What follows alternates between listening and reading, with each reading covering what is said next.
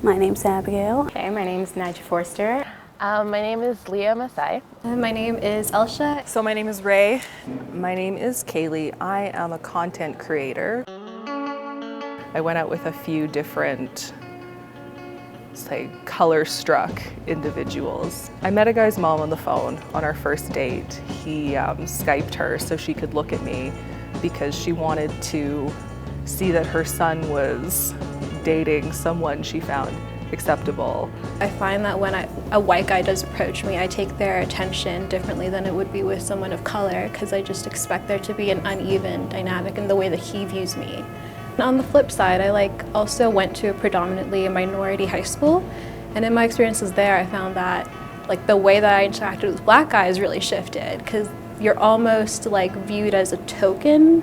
I had white friends who I was super close with who would tell me all the time you're cool or whatever, but I would never date a black girl. And it was just you're out here calling me you're a really good friend, but I'm not. I can never, or me or anyone that looks like me can never be seen as desirable to you. We met in film class and he seemed really cool for a second, and then a few weeks later I found out that, well, he told me that he was only dating me because I was black, and then that's the last time I talked to him.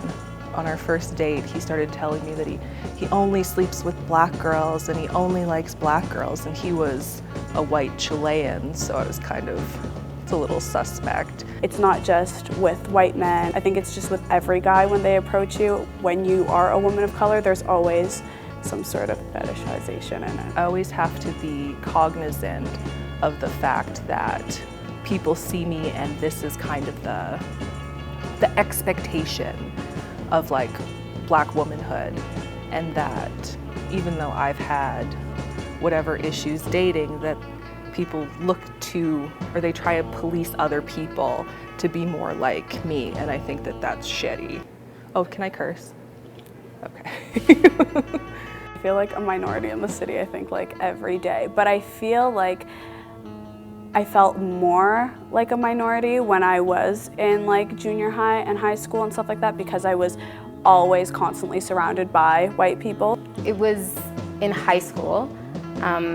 An incident happened where someone told me that my name sounded like the N-word, and then they said it, and I was in a room full of white people, and I was like, oh my gosh. My elementary school is Grant MacEwan, so there was a lot of minorities, I'd say, but there was a lot of white people too, and I remember being called a nigger a few times, so that was kind of, in elementary, that was definitely the first time I realized I was black. If someone were to say the N-word around me, which was a common thing, white people love saying the N-word, then I never felt like I could say, oh, don't say that, because I didn't want to have the angry black girl stereotype. I like to think that there isn't an automatic perception of me as a black woman, because it's really strange to think that people look at you and decide that you're a certain way.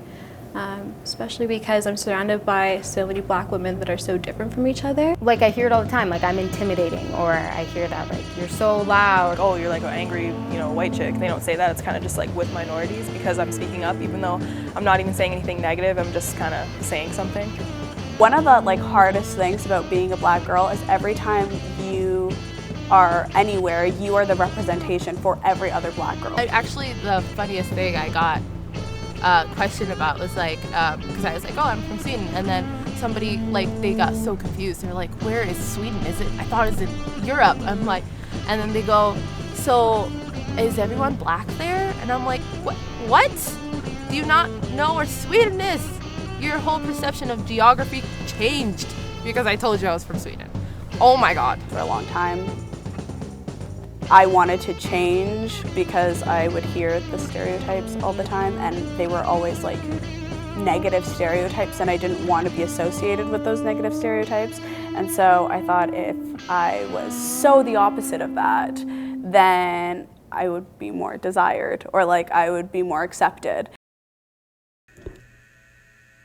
To a 6-year-old Naija, I would say, don't straighten your hair because you'll ruin your curls. That's one thing that I would say.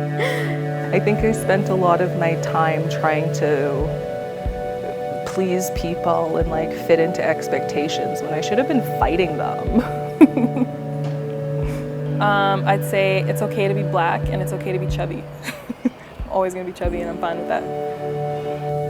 your black is beautiful. I think that's really important. Like, your black is beautiful. Like, now anytime I see like little black girls, I'm like, your hair is beautiful, your lips are beautiful, your nose is beautiful. Like, everything that they kind of tell you not to like about yourself, those are all the things that make you so beautiful. So I would tell my 6-year-old self, your black is beautiful, and you're gonna meet a lot of dope black girls in the future, and they're gonna make you feel really good.